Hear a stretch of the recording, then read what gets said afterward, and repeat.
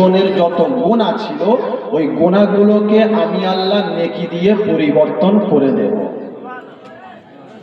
আচ্ছা, এই যে লাভটা তিনি আমাদের জন্য দিয়েছে, এটা কি শুধু জলসায় আসলে হবে নাকি আরো কোনো মজলিসে গেলে হবে?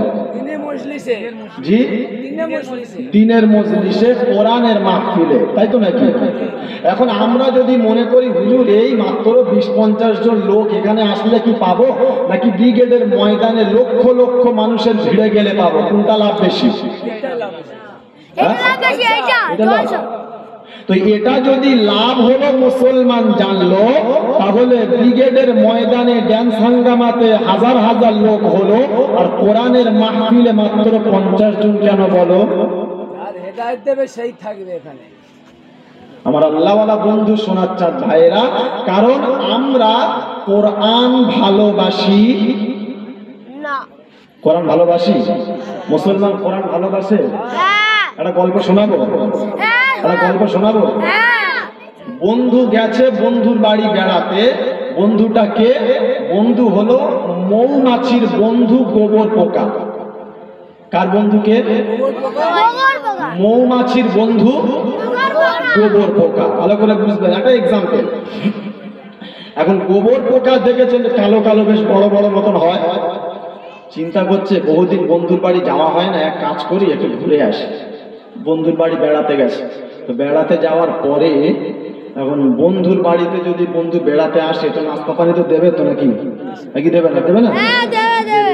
আমি আপনাদের এখানে এসছি, আমার এই ভাইয়ের বাড়িতে মনে করেন এসছি আপনাদের দাওয়াতে, তো এসছি খাবার দাবার, গোশ মুরগি মানে গরু ইচ্ছা মতন আমাদের খাইয়েছে। কেন? একটা মেহমান আসছে, একটা বন্ধু, একটা আত্মীয় আসছে, খাওয়াতে হবে, কিচ্ছু করার নাই, এটা আমাদের রুলস। তো বন্ধু যখন বন্ধুর বাড়িতে গিয়েছে, তো মৌমাছি চিন্তা করছে, বাপ তুই তো অসময় এলি, কি করি বলতে, কি আর দি, এক কাজ কর, আমার স্পেশাল খাবার হচ্ছে মধু। কি? মধু। এক কাজ কর, তুই একটু মধু খা। তো কি করেছে, একটু মধু দিয়েছে। তো গোবর পোকা মধুটা খাওয়ার পরে বলছে, মধুটা খেয়েছে, খাওয়ার পর মৌমাছি জিজ্ঞাসা করছে, হ্যাঁ রে কি খবর, কি হলো, কেমন লাগলো বল। বলে দোস্ত কি বলি বলতো, সে খেলাম মধু, যেন গোবর গোবর গ্যাস লাগছে। কি লাগছে? সবাই বলেন কি লাগছে? গোবর গ্যাস লাগছে। আচ্ছা, মধু কি গোবর গোবর গ্যাস হয়? কিন্তু গোবর গোবর লাগছে কেন? তো মৌমাছি চিন্তা করছে এটা কিন্তু হওয়ার কথা নয়, মধু আবার গোবর গোবর গ্যাস হয়। আচ্ছা ঠিক আছে, আরেকবার খা। আবার একবার দিয়েছে। তো দেওয়ার পরে বলছে সেই একই টেস্ট, গোবর গোবর গ্যাস। মৌমাছি বলছে আমি বুঝতে পেরেছি, এক কাজ কর, শো এখানটায়। তো শুয়েছে। এখন মৌমাছি বুকের উপরে, পেটের উপরে পা তুলে দিয়ে ইচ্ছা মতন খানটা চাপ দিয়েছে। যখন চাপ দিয়েছে, হঠাৎ করে গোবর এতটা ওর গাল থেকে বার হয়ে গেছে। তো যাওয়ার পরে এরপরে একটু মধু দিয়ে বলছে এবার খা। যখন মধুটা খেয়েছে, বলে এবার কেমন লাগলো বল। বলে সত্যি অসাধারণ, মধুর আগে কোনো জিনিসের টেস্ট হয় না। এতক্ষণ কেন হলো? তো সেদিন শোনাচ্ছিল যে দেখ তোর তো গোবর খেয়ে খেয়ে গলা পর্যন্ত হয়ে আছে, তো তোকে যদি মধু দিই তো ওটা গোবরেরই টেস্ট লাগবে, মধুর টেস্ট আসবে না। দুঃখ নিও না, আমাদের গান বাজনা ড্যান্স এই সবগুলো শুনে শুনে আমাদের গলা পর্যন্ত হয়ে আছে। তাই মুসলমানকে কোরআনের কথা বললে কানে ঢুকতে চায়, ভালো লাগতে চায়। বলো দেখ গজল হবে এখানে, এক্ষুনি দেখো পাড়ার মেয়ে ছেলেরা মিলে এমন জাম করে দেবে, তাহলে মনে হবে যেন আসমান থেকে ফেরেশতা নেমে এলো। হ্যাঁ না, না জোরে বলো। এই শোনার চাঁদ বন্ধু আল্লাহওয়ালা ভাইরা, এখন তো বেশিরভাগ জায়গায়, অনেক জায়গায় গজল দিচ্ছে। হুজুর গজল চালাও। গজল চালিয়ে কি হবে? লোক প্রচুর হবে। শোনার চাঁদ বন্ধু দুঃখ নিও না। আর কোরআনের আগে কোনো কথা আছে? জোরে বলেন, কোরআনের কথার আগে কোনো কথা মানুষের কাছে আছে?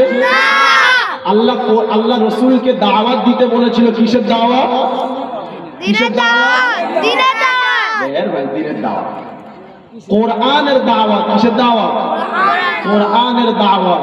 কি বলেছিল আল্লাহ রসুল? আম্মা জান খাদিজার কোলে মাথা দিয়ে শুয়ে আছে, আল্লাহ পাক ডাক দিয়েছেন, ইয়া আইয়ুহাল মুদাথথির قم فأنذر وربك فكبر وثيابك فطهر والرجز فاهجر ولا تستكثر ولربك فاصبر পারা নাম্বার 29 সূরার নাম সূরা মুদ্দাসসির আয়াত নাম্বার 1 2 3 4 5 বাম দিকের পৃষ্ঠার একদম উপর থেকে আয়াত রব্বে কারীম শুনিয়েছেন ইয়া আইয়ুহাল মুদ্দাসসির আই কামলি ওয়ালা কম্বল ওয়ালা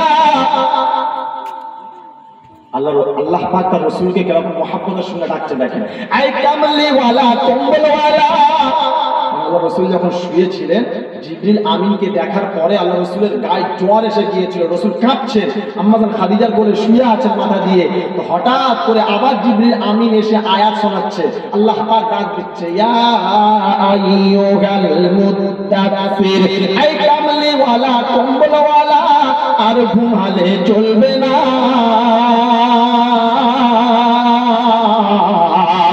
তোমার প্রভু সবার বড় এটাই করো ঘোষণা দিয়েছে ওগো খোদা রব্বানা আল্লাহ রাসূল ডাক দিচ্ছে ওগো খোদা রব্বানা আর কি করে ঘোষণা করব এটাই আমার জানা হলো না আল্লাহ পাক আবার ডাক দিয়েছেন হাবিব শুনে নেওয়ার রহমান আল্লামাল কুরআন খালাকাল ইনসান আল্লামাহুল বায়ান আমি রহমান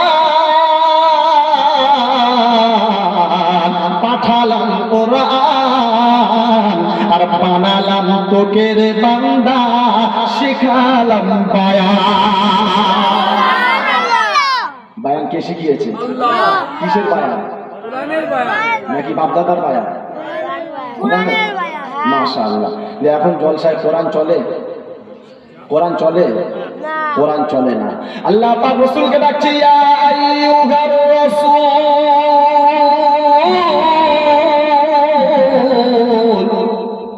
ও আমার হাবিব ও আমার দোস্ত ও আমার নবী ও আমার বন্ধু বাল্লিগ মা উনজিলা ইলাইকা মির রাব্বিক তুমি তাবলীগ করো কি করো জোরে বলেন তাবলীগ করো তাবলীগ মানে এই তাবলীগ না তাবলীগ মানে দাওয়াত দাও কি করো দাওয়াত দাও আল্লাহ কি দাওয়াত দেব আল্লাহ পাক বলে মা উনজিলা ইলাইকা মির রাব্বিক তোমার রবের তরফ থেকে যেটা নাজিল হয়েছে ওই দাওয়াত কি দাওয়াত এটা নাজিল হলো রবের তরফ থেকে কি নাজিল হলো জোরে বলে কোরআন নাজিল হলো এই কোরআনটা এত মধুর কালাম এই কোরআনটা এত মধুর কিতাব এই কোরআনটা এত বড় কিতাব যে কিতাবটাকে আল্লাহ আসমানের কাছে আমানত দিতে চেয়েছিল আল্লাহ পাকের আসমান বলেছিল রব্বানা এত ভারী কিতাব আমি আসমান সহ্য করতে পারবো না আল্লাহ বলে জমিন রে আসমান অস্বীকার করে দিয়েছে তুমি কি বলছো বলো জমিন বলেছিল রব্বানা আসমান যেটা অস্বীকার করেছে আমার দ্বারাতে সম্ভব না আল্লাহ বলল রে জিবাল ও পাহাড় তুমি কি বলছো বলো পাহাড় বলেছিল রব্বানা শুধু মুসা নবী একবার এসেছিল আর তোমার তাজাল্লিতে পুড়ে চোখের সুরমা হয়ে গেল কোরআনের মতো এত দামি কিতাব আমি রাখতে পারবো না বলে হুজুর নমুনা বলো এভাবে বললে হবে না কোরআন শুনিয়ে দিয়েছে ইন্না আরাদনাল আমানাতা আলা সামাওয়াতি ওয়াল আরদি ওয়াল জিবাল ফাআবাইনা আন ইয়াহমিলনাহা ওয়া আশফাকনা মিনহা ওয়া হামালাহাল ইনসান ইন্নাহু কানা যালুমান জাহুলা নিশ্চয় আমি আল্লাহ কোরআনটাকে আসমান আসমানের কাছে আমানত দিতে চেয়েছিলাম, আসমানের কাছে কোরআনটাকে রাখতে চেয়েছিলাম, আসমান অস্বীকার করে দিল। জমিনকে বললাম, জমিন তুমি বলো। জমিন বলেছিল রব্বানা আমার দ্বারাতে সম্ভব না। পাহাড়কে বলেছিল ওয়াল জিবাল, এই পাহাড় তুমি কি বলছো বলো। পাহাড় বলেছিল রব্বানা, আসমান জমিন অস্বীকার করে দিল, আমি পাহাড় সহ্য করতে পারবো না। আল্লাহ পাক বলেন ফাআবাইনা আইয়াহমিলনাহা ওয়া আশফাকনা মিনহা ওয়া হামালাহাল ইনসান। আমি আল্লাহ বড় ভালোবেসে, আমি আল্লাহ বড় আপন করে আমার বান্দার কাছে কোরআন নাযিল করে দিলাম। কার কাছে দিল? বান্দার কাছে। বান্দার দাম কমলো না বাড়লো? বাড়লো। কোরআন যাদের সঙ্গে স্পর্শ হয়েছে তাদের দাম বাড়িয়ে দিল কে? আল্লাহ। আপনি একটুকুনি ভাবেন, আমি আপনাকে ভাবাচ্ছি, কারণ ইসলাম হলো ভাবার নাম। ইসলাম খালি এখন এই আপনার কি বলে, মানুষ মরে গেলে 4 দিনে আর 40-এ খালি পেট ভরে খাওয়ার নাম ইসলাম নয়, তাই নাকি? হ্যাঁ, 4 দিনে আর 40-এ খাওয়ার নাম ইসলাম নয়। ইসলাম হচ্ছে ভাবার নাম। আপনি ভাবেন, ইসলাম আপনাকে ভাবতে শিখিয়েছে। সোনাচ্চার বন্ধু আল্লাহওয়ালা ভাইরা, আপনি একটুখানি দেখেন কোরআন যাদের সঙ্গে স্পর্শ হয়েছে প্রতিটা জিনিসের দাম আল্লাহ পাক রব্বুল আলামিন বাড়িয়ে দিয়েছেন। এত বাড়িয়েছেন যে তার থেকে আর অন্য কোনো জিনিসের দাম বাড়ে না। আপনি একটুখানি দেখেন, আমি আপনাকে একটা একটা করে দেখাচ্ছি। আল্লাহ কোরআনটা তার বান্দার উপরে নাযিল করেছে। এই বান্দার উপরে কোরআন নাযিল করার ফলে বান্দার দামকে এতটা বাড়িয়েছেন যে পৃথিবীতে আসমানের নিচে জমিনের উপরে এই বান্দার থেকে দামি আর কোনো মাখলুক আছে? সবাই বলেন আছে না? তাহলে মানুষের দাম আল্লাহর কাছে সব থেকে বেশি। আমরা কথায় এমনি বলে থাকি, অনেক আলেম কথায় বলে থাকে যে আসমানের নিচে জমিনের উপরে টোটাল 18,000 মাখলুক আছে, তাই তো নাকি বাবা বলে? তো এই ভাষাটা একদম ভুল শব্দ। কারণ আল্লাহ পাকের কত মাখলুক জমিনে আছে এটা একমাত্র তিনি জানেন, আর কেউ জানেন না। তাহলে আল্লাহ পাক রব্বুল আলামিন কোরআনুল কারীমের মধ্যে 30 নম্বর পারাতে সূরা 3 এর ভিতরে বলছে লাকাদ খালাকনাল ইনসান ফি আহসানি তাকওয়িম, আমি আল্লাহ মানুষকে আশরাফুল মাখলুকাত করে দিলাম। বলেন সুবহানাল্লাহ। যা আপনি বলেন মানুষ আশরাফুল মাখলুকাত, ক্ষমতা কতটা সামান্য। জঙ্গলের হিংস্র প্রাণী যারা আছে তাদের তুলনায় মানুষের ক্ষমতা একেবারে জিরো। আপনি চিন্তা করেন, একটা পিপিলিকার ক্ষমতা আমার থেকে বেশি, একটা মশার ক্ষমতা আমার থেকে বেশি, একটা মাছির ক্ষমতা আমার থেকে বেশি। একটা মশার ভয়ে আমি রাতের বেলা মশারি খাটিয়ে ঘুমাই, একটা পিপিলিকার ভয়ে আমি আপনার ওই টর্চ ব্যবহার করি, একটা মাছির ভয়েতে আমি কত রকমের স্টেপ নিই। কিন্তু আল্লাহ পাক রব্বুল আলামিন এর পরেও বলল আমি আদমের বেটার সম্মানটা সব থেকে বাড়িয়ে দিলাম, ক্ষমতা সব থেকে বেশি। আমি আর আপনি কিন্তু একবার ভাবেন কেন বেশি বললেন? কারণ আমি আর আপনি হলাম মানুষ, আমি আর আপনি হলাম মানুষ। তিনি আমাকে মানুষ বানিয়ে এই সম্মান, এই ইজ্জত, এই দাম দিয়েছেন। যদি আমি মানুষ না হতাম এই সম্মান, এই ইজ্জত, এই দাম তিনি আমাকে আর আপনাকে দিতেন না, আশরাফুল মাখলুকাত বলতেন না। আরেকটু ভালোবেসে তিনি আমাকে আর আপনাকে মুসলমান বানিয়েছেন। কি বানিয়েছেন ভাই? আপনাদের অসুবিধা হচ্ছে? এরকম চলবে ইনশাআল্লাহ। তাহলে আমাকে আর আপনাকে আরেকটু ভালোবেসে মুসলমান বানিয়েছেন। তিনি যদি মুসলমান না বানাতেন, অন্য কোনো জাতির ঘরে, অন্য কোনো ধর্মের ঘরে যদি আমাকে আর আপনাকে পাঠাতেন, তো আমার আর আপনার কিচ্ছু করার ছিল না। সারাটা জীবন আরাম আয়েসে কেটে যেত। চোখটা যেদিন বন্ধ হয়ে যেত, আত্মীয়রা সাদা কাপড়ে প্যাকিং করত, সুন্দর করে বাঁশের একটা চেলি বানাতো, ঘাড়ে করে নিয়ে শ্মশান ঘাটে যেত, নিচে কাঠ দিয়ে উপরে লাশ দিয়ে কেরোসিন তেল দিয়ে ঠুকে দিত। হ্যাঁ না? তাই তো নাকি? কিন্তু আমি মুসলমান বলে আল্লাহ পাক রব্বুল আলামিন শুনিয়েছেন যে আমি তোমাকে মুসলমান বানানোর ফলে দুনিয়ার আগুনে তোমাকে পোড়ানো হবে। করে বলেন হবে না।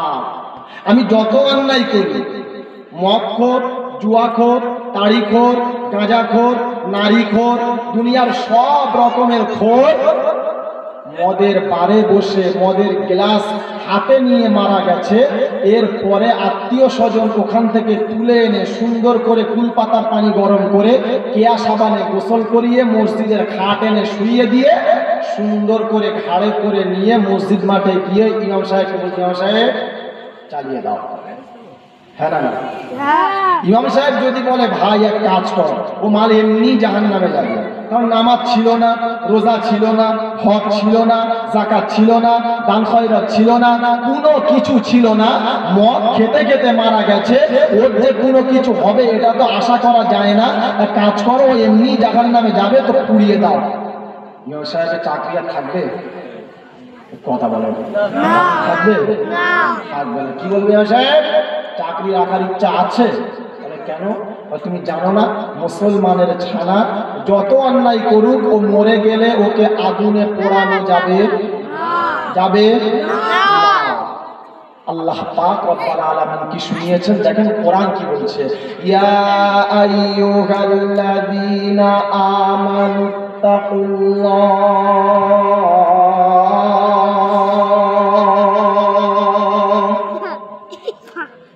ইয়া আইয়ুহাল্লাযীনা আমানু তাকুল্লাহ হাক্কা তুকাতিহি ওয়া লা তামুতুন্না ইল্লা ওয়া আনতুম মুসলিমুন। নাম্বার 4 পৃষ্ঠা নাম্বার 2 লাইন নাম্বার 2 সূরার নাম সূরা আলে ইমরান আয়াত নাম্বার 102 ডান দিকের পৃষ্ঠার একদম উপর থেকে দ্বিতীয় লাইন থেকে আয়াত আল্লাহ পাক শুনিয়েছেন, ইয়া আইয়ুহাল্লাযীনা আমানু, ঈমানওয়ালা বান্দা বান্দি তোমরা শুনে নাও। ইহুদিদেরকে বলে না, খ্রিস্টানদেরকে বলে না, নাসারাদেরকে বলে না, জৈনদেরকে বলে না, জামাতদেরকে বলে না, অন্য কোন জাতির জন্য আমি আল্লাহ আমার মাথা ব্যথা করে না। আমি আল্লাহ ঈমানদারের জন্য দিলাম ঘোষণা, ইয়া আইয়ুহাল্লাযীনা আমানু ইত্তাকুল্লাহ। সবথেকে প্রথম বান্দা আমাকে ভয় করবি। করি ইনশাআল্লাহ, করি ইনশাআল্লাহ, সবাই করি ইনশাআল্লাহ। আল্লাহকে ভয় করে তারা সপ্তাহে একদিন শুধু জুমার দিনে মসজিদে যায়। কথা কি? আল্লাহকে ভয় করে এরা। হ্যাঁ,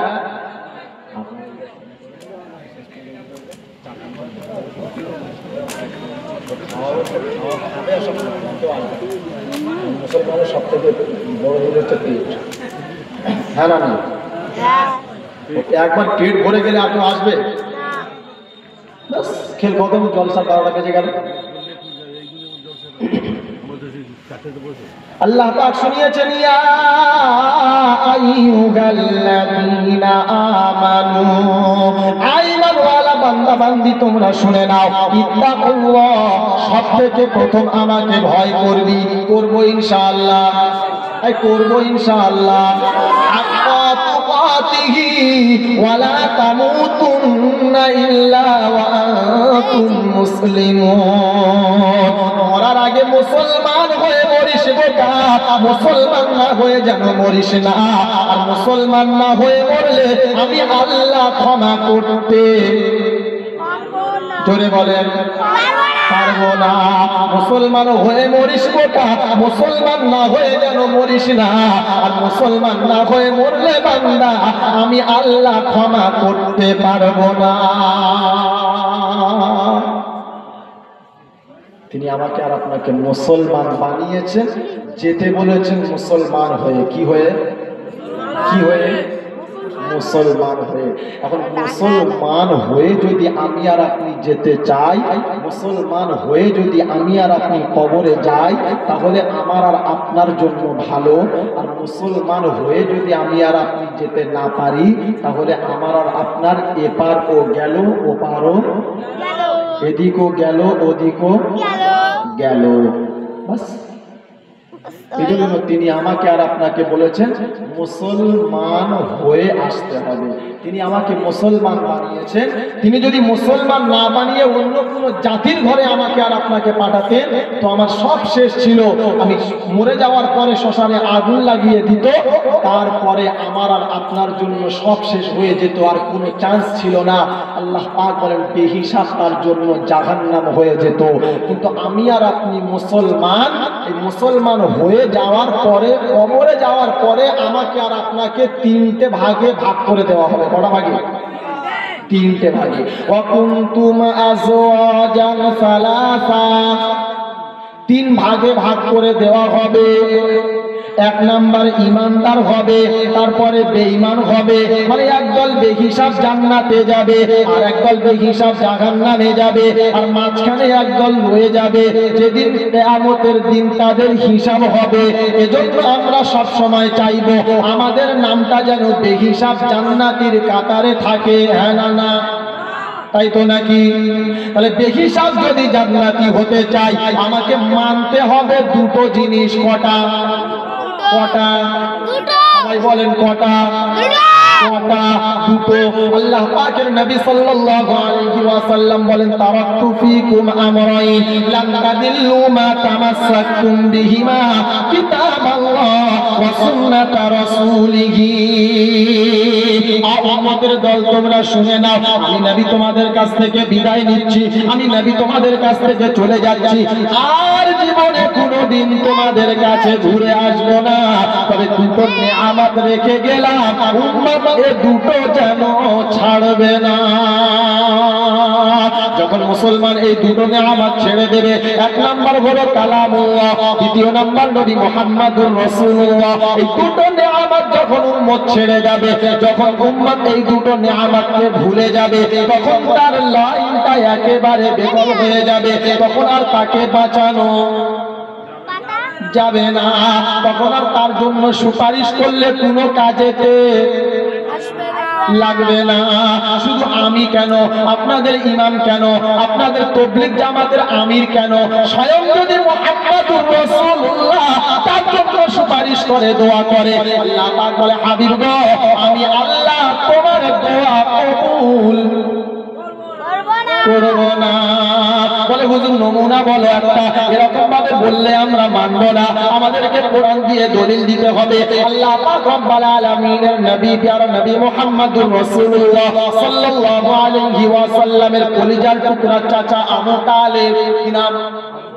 আবু তালেব। আবু তালেব রাসূলকে কি কম ভালোবাসতেন? কতটা ভালোবাসতেন? এত ভালোবাসতেন, এত ভালোবাসতেন, নিজের সন্তানকেও অত ভালোবাসত না।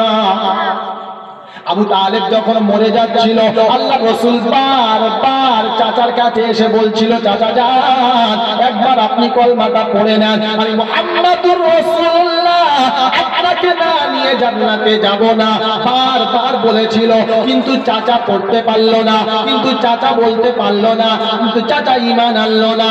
চাচা যখন মারা গেল, আল্লাহর নবী সাল্লাল্লাহু আলাইহি ওয়াসাল্লাম, আল্লাহর নবী সাল্লাল্লাহু আলাইহি ওয়াসাল্লাম দোয়া করছিলেন, ইন্নাকা লা তাহদি মান আহবাবতা ওয়ালাকিন্নাল্লাহা ইয়াহদি মান ইয়াশা।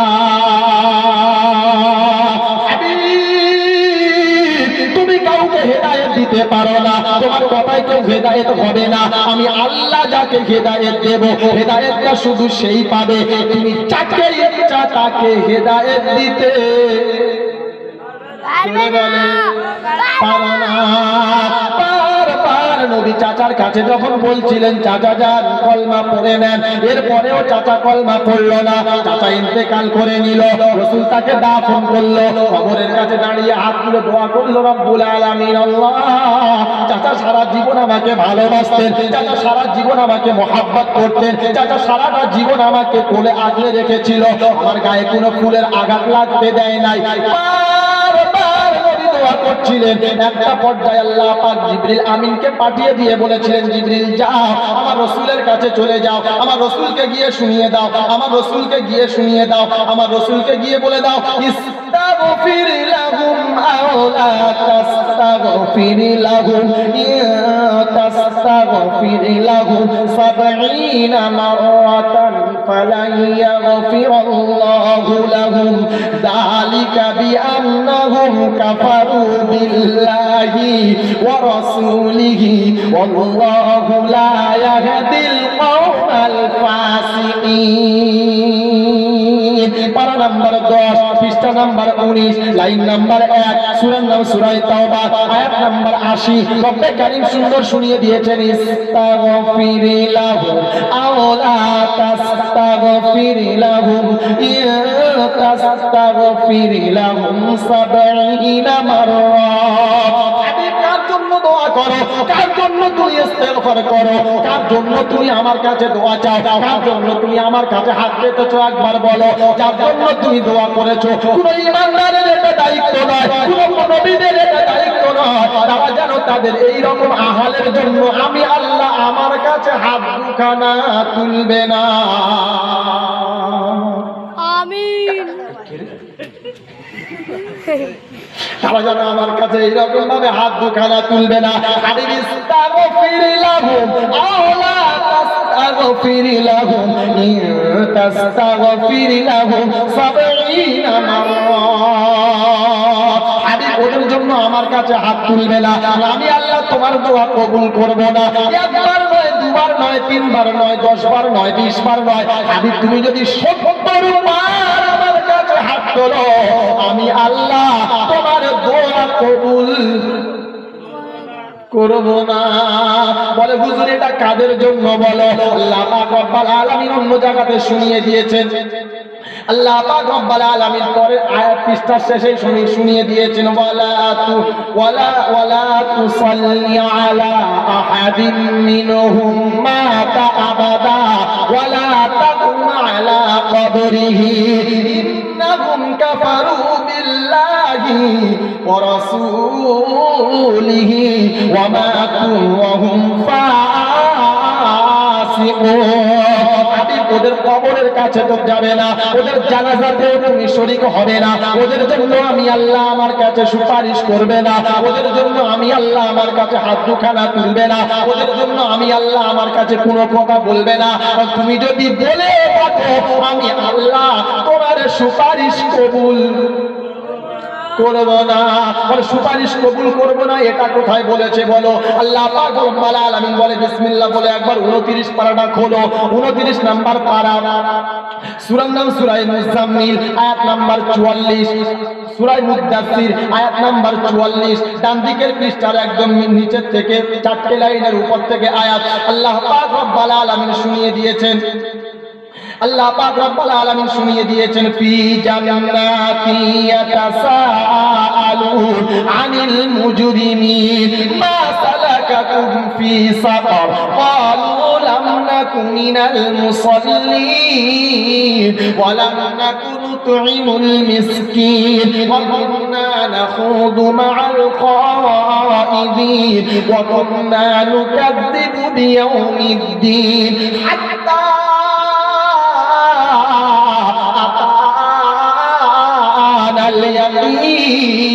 فما تنفعهم شفاعة الشافعين। পারা নাম্বার 29, সূরার নাম সূরা মুদাসসির, আয়াত নাম্বার 44, ডান দিকের পৃষ্ঠার নিচের থেকে 5টা লাইনের উপর 4টে লাইনের উপর থেকে আয়াত আল্লাহ পাক বলেন জান্নাতীরা জান্নাতে চলে গেল, জাহান্নামীরা জাহান্নামে চলে গেল। আনিল মুজরিমিন, হঠাৎ করে জান্নাতীদের নজরটা জাহান্নামের দিকে চলে গেল। একে অপরকে ডাক দিয়ে বলছে আব্দুর রহমান ভাই শোনো, আমাদের পাড়ার সেই দেখো সেক্রেটারি সাহেব ওই জাহান্নামের আগুনে জ্বলে যায়, ব্যাপারটা কি এটা তো বুঝতে পারলাম না। এক মাঠেতে ছিলাম ভালো, এক ঘরেতে ছিলাম ভালো, এক মসজিদে এক ক্লাবে ঘরে আমরা একই সাথে ছিলাম, আজকে আমরা জান্নাত জান্নাতি হলাম, ওটা কেন জাহান্নামী হলো বলো? সেদিনকে বলেছিল, ভাই দেখো আমি ওটা কিছু জানি না, ভালো চলো একসঙ্গে গিয়ে জিজ্ঞাসা করা ভালো। কোথায় যাচ্ছে? জাহান্নামে, জাহান্নামের দরজার কাছে। আব্দুর রহমান, আব্দুল সাত্তার দুই ভাই মিলে জাহান্নামের দরজার কাছে যাচ্ছে।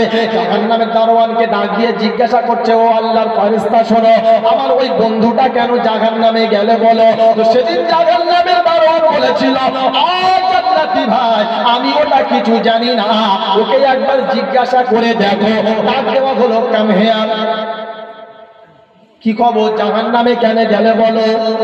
ইয়া ইবাদিয়াল্লাযীনা আমানু ইন্না আরদি ওয়াসিআতুন ফাইয়ায়া ফা'বুদুন। সারা পৃথিবীতে সব জায়গাতে আমরা একসাথে ছিলাম, আজকে তুমি জাহান্নামে কেন গেলে বলো? সেদিনকে জাহান্নামী বলবে, আমার জাহান্নামে যাওয়ার কারণ হলো চারটে। পড়া সবাই বলেন, কথা বলে যাচ্ছি, মনে রাখবেন সারা জীবন।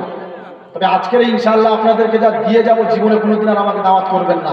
আমি জানি আপনি দাওয়াত করবেন না, আমার দাওয়াতের দরকারও নাই। তবে এসেই যখন পড়েছি ইনশাআল্লাহ আজকের কোরআন হাতে নিয়ে আপনাদেরকে কথা বলে যাচ্ছি, যে কথাগুলো আপনাদের ইমাম জীবনে আপনাকে বলবে না, কারণ বললেও চাকরি থাকবে না। এই জন্য বলে যাচ্ছি, শুনে না।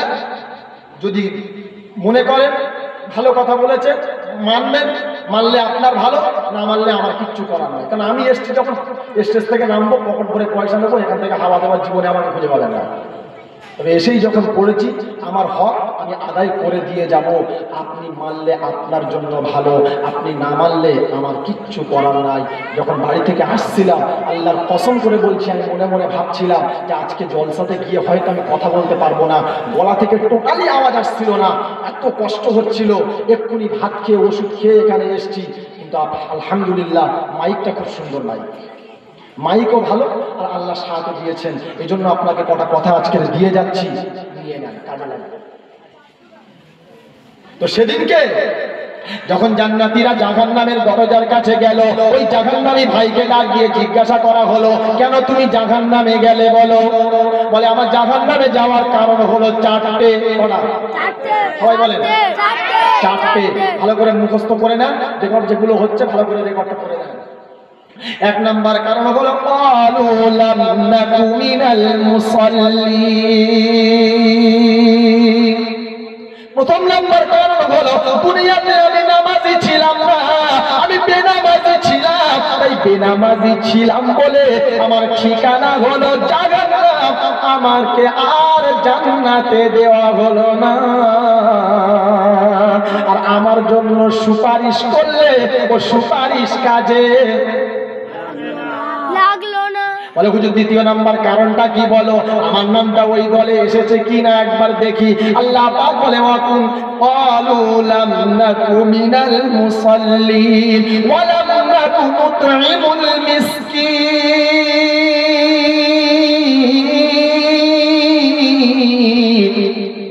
দ্বিতীয় নাম্বার কারণ হলো আমি মিসকিনকে দেখতে পারতাম না, মিসকিন সামনে আসলে দূর দূর করে তাড়িয়ে দিতাম, মিসকিনকে আমি একদম পছন্দ করতাম না, মিসকিন আমার সামনে আসলে চোখ জ্বলে যেত, আমি কাউকে খানা খাওয়াতাম না, মিসকিনকে খানা খাওয়াতাম না, মিসকিনকে খানা খাওয়াতে উৎসাহিত করতাম না।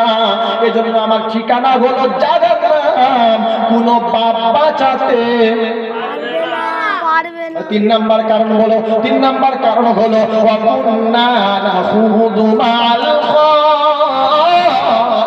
খাইদিন। দুনিয়াতে টুপি দাড়িওয়ালাদেরকে আমি পছন্দ মোটে করতাম না।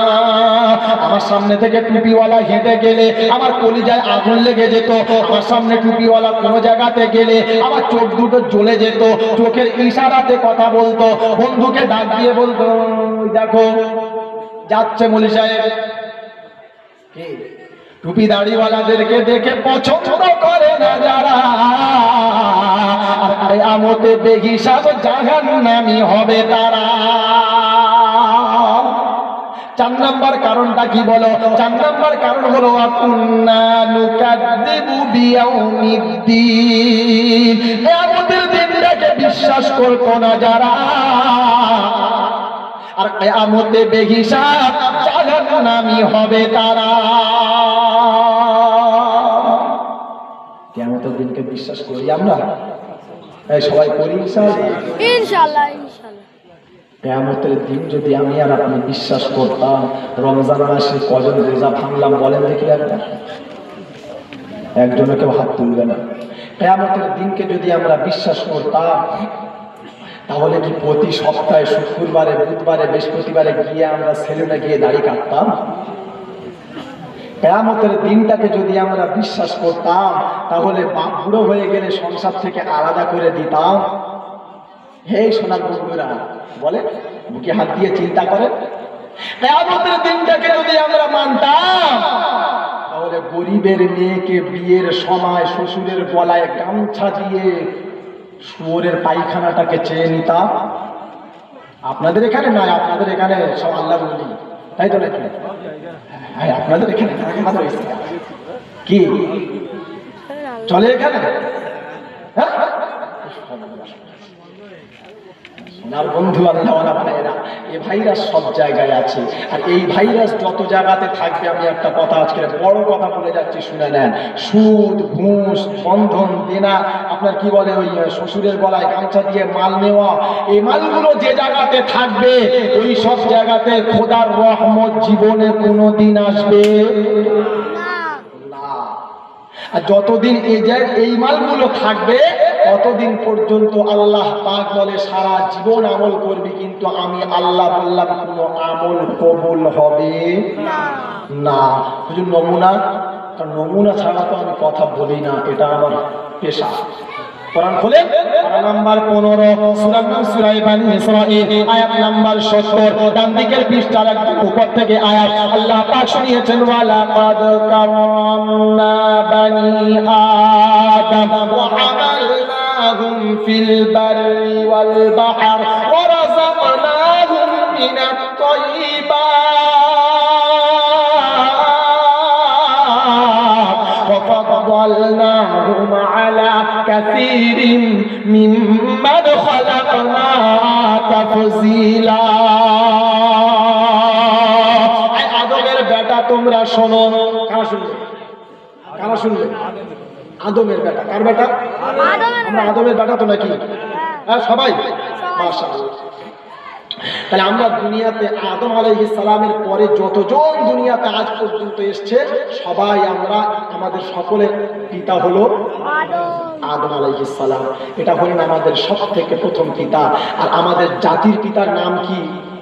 আলেম ওলামা কেউ বলবেন না, আপনারা বলেন দেখি। মাশাআল্লাহ। তাহলে আমাদের জাতির পিতা হলো ইব্রাহিম আলাইহিস সালাম, আর আমাদের সকলের পিতা হলো আদম আলাইহিস সালাম। আরেকজন আছে যেটাকে বলা হয় আদামে সানি, সেটা হলো হযরত নূহ আলাইহিস সালাতু ওয়াস সালাম। যখন দুনিয়াতে পুরো প্লাবন দিয়ে আল্লাহ পাক পুরো ধ্বংস করে দিয়েছিলেন, দুনিয়াতে কেউ ছিল না, মাত্র 80 থেকে 82 জন লোক ছিল। আবার ওখান থেকে আল্লাহ আবার দুনিয়া আবার আগে বাড়ালেন।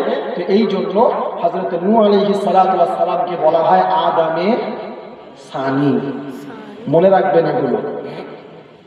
বলে আল্লাহ পাক ডাক দিচ্ছেন কি বলে, ওয়ালাকাদ কাররামনা বানী আদম, আদমের বেটা তোমরা শোনো, ওয়া হামালনাহুম ফিল বাররি ওয়াল বাহর, জলে বাদশাহী তোমার হবে, স্থলে বাদশাহী তোমার হবে, জঙ্গলে বাদশাহী তোমার হবে, তামাম পৃথিবীতে বাদশাহী শুধু তোমার হবে, আর কেউ রাজত্ব করতে পাবে না। তবে সম্মান যেটা দিলাম, এই সম্মানটা যেন তুমি নষ্ট করে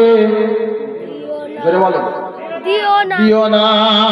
বলে হুজুর এটা নষ্ট কি করে হবে, এটাই তো এখনো বুঝতে পারলাম না। আল্লাহ পাক বলে ওয়ারাযাকনাহুম মিনাত তাইয়্যিবাত, রিজিকটা যেন এই জায়গাতে হারাম কোনোদিন হবে না। হারাম রিজিক এই জায়গাতে চলে চলে গেলে কোনো আমল কবুল হবে না। সারা জীবন নামাজ পড়বে, বন্ধনের টাকা নিয়ে ঘরে খাবে। কিসের টাকা? বন্ধন থেকে টাকা নেবে, শ্বশুরের গলায় গামছা দিয়ে টাকা নেবে, সুদে মাল টাকা খাটাবে, ঘুষ তো একদম ইচ্ছা মতন খাবে, সব 2 নম্বর মালগুলো খাবে। আর মসজিদে গিয়ে দোয়া করবে, বলবে রব্বানা জালাল্লাহ, ফেরেশতা বলছে হারাম করার জল আস না, অনেক জ্বালিয়েছো, এবার পালাও। এজন্য আল্লাহ পাক বলে ওয়ারাযাকনাহুম মিনাত তাইয়্যিবাত, রিজিকটা যেন তোমার হারাম হবে না, হালাল রিজিক ভক্ষণ করবে। হারাম রিজিক যদি এই জায়গাতে চলে যায় তাহলে কোনো সম্মান তোমার কাছে আর থাকবে না। আই সোনাচাঁদ বন্ধু, আল্লাহওয়ালা ভাইয়েরা, আমার সোনাচাঁদ মায়েরা আর বোনেরা, একটু ভালো করে মন খুলে শুনে নেন। আল্লাহ পাক শুনিয়ে দিয়েছে, হাবিব তুমি যদি একবার নয়, দুবার নয়, 70 বার যদি তুমি আমার কাছে দোয়া করো, আমি আল্লাহ শুনিয়ে দিলাম তোমার দোয়া কবুল হবে না। আতানাল ইয়াকিন ফামা শাফাআতুশ শাফিঈন,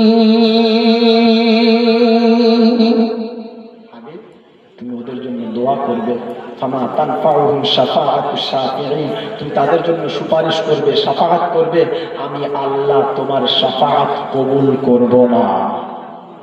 কটা বললাম কাদের শাফাআত কবুল হবে না? কয়জনা? আপনারা যে কজন আছেন জলসা শুনবেন, একটু কথা বলেন, শুনবেন? যদি আপনারা জলসা শোনেন, কোরআন ভালোবাসেন, সামনে চলে আসেন, সামনে চলে আসেন। কারণ এই জলসা কমিটি পুরো বরবাদ করে দিয়েছে। এখন খাবার দিলে আর লোক থাকে? মুসলমান খাওয়াই, মানে কি বলবো, আর খাওয়া পেলে আর কোনো কাজ নাই, জলসা ফলসা কোনো কিচ্ছু নাই, খাওয়া হলে ব্যাস সে খেল খত। আসেন ভাই, একটু সামনের দিকে চলে আসেন, তাহলে আমারও কোরআন বলতে সুবিধা হবে। আসুন আসুন, একটু সামনের দিকে আসেন না ভাই, দয়া করে একটু ওঠো না।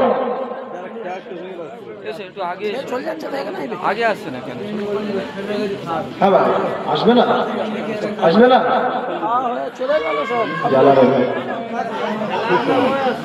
সামনের জায়গা, ফাঁকা জায়গাটা ওটা আমার জায়গা, পুরো করে নি না। সুন্নতকে চিন্তা করতে হলে 100 শহীদের সওয়াব পাওয়া যাবে। ও সরে আসো না, যে আসুন ভাই, আপনারা ওই সাইড থেকে উঠে এবারে আসেন। আরে হযরতে উমর কোরআনের জন্য একটু আগে বেড়েছিল, আল্লাহ তাকে নবীর মর্যাদা দিয়ে দিয়েছিল। রাসূল বলেন লাউ কানা নবিয়াম বাদি লাকানা উমর, আমার পরে কেউ নবী হলে মর্যাদা উমর রাখে, আর কেউ রাখে না। কেন? কারণ উমর কোরআনের জন্য একটু আগে বেড়েছিল। আপনি একটু কোরআনের মহব্বত একটু আগে বাড়েন না রে ভাই, আল্লাহ হেদায়েত অবশ্যই দেবে ইনশাআল্লাহ। জান্নাতের বাগানে বসে যদি আমরা জান্নাতটাকে নিজের মতন করে জায়গাগুলো এ করে না নিতে পারি, তাহলে আমি আর আপনি কি রে ভাই, এতবার করে বলে কি লাভ? এইরকম জলসার দাওয়াতগুলো নেওয়া যাবে না।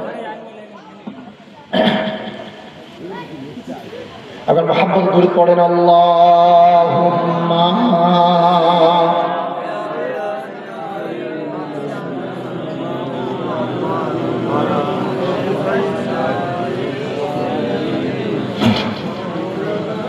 শ্রোতাদের কখন খাবার দিতে হয় এগুলো আলেম ওলামারা জানে, জলসা কমিটি এসব জানে না। কারণ খাবার একবার দিলে ও শ্রোতা আর জীবনে কোনোদিন খেয়ে স্টেজে আর প্যান্ডেলে আসবে না।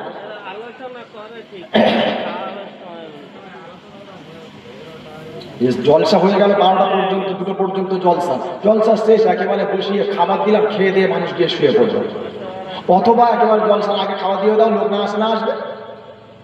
কিন্তু এই জলসা চলাকালীন যদি খাবার দেয়, জীবনে কোনোদিন আসবে না। গত রোজার আগে আপনার ঘটনা শোনাচ্ছি। গুলিগ্রাম বর্তমানে একটা মাদ্রাসা আছে, মিনিমাম 10,000 লোকের আয়োজন, মিনিমাম 10,000 লোক। সামনে যখন শ্রোতাগুলো বসে আছে, আপনি অবাক হয়ে যাবেন, এত লোক। গুলিগ্রাম মাদ্রাসা খবরের কাগজেও দিয়েছিল, এই অধমটা সেখানে ছিল, আল্লাহ নিয়ে গিয়েছিলেন।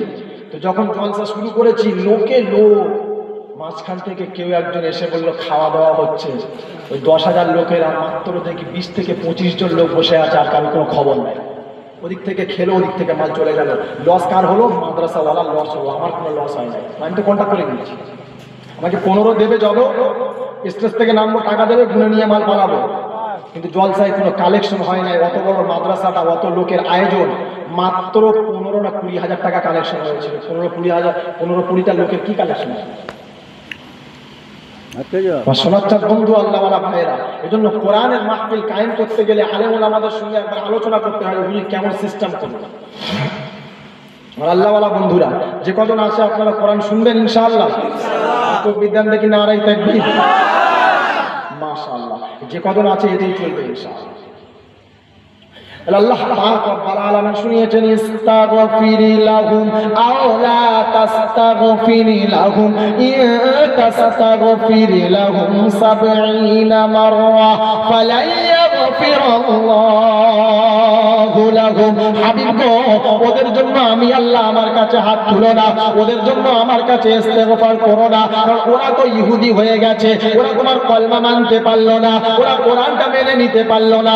ওরা যদি কোরআনটা মেনে নিত তাহলে হাবিব আর চিন্তা করতে হতো না, কিন্তু কোরআনটা মানতে পারলো না।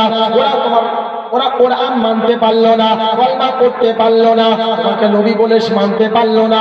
রাসূলকে মেনেছিল, এতটা আমল করে নিয়েছিল, নিজের ছেলের থেকে বেশি ভালোবেসেছিল, সব কিছুর থেকে আমার রাসূলকে বেশি ভালোবেসেছিল। কিন্তু খালি ভুল একটাই ছিল, আমার রাসূলের হাতে হাত দিয়ে কলমা পড়ে নিল না। আল্লাহ পাক রব্বুল আলামিন বলে, হাবিব গো, সারা জীবন তোমার সাথে থাকবে, যদি তোমাকে রাসূল বলে মেনে নিতে না পারে, আমি আল্লাহ শুনিয়ে দিলাম, ওই রকম বান্দাকে আমি আল্লাহ এক যাররা পরিমাণ ভালো বাসিনা। কুল ইন কুনতুম তুহিব্বুনাল্লাহ ফাত্তাবিউনি ইউহিব্বুকুমুল্লাহ ওয়া ইয়াগফির লাকুম যুনুবাকুম আল্লাহু গফুরুর রহিম। হাবিব, তোমার উম্মতদেরকে শুনিয়ে দাও, তারা আমাকে ভালোবাসতে চায়, তারা আমাকে আপন করতে চায়, তারা আমাকে মুহাব্বত করতে চায়।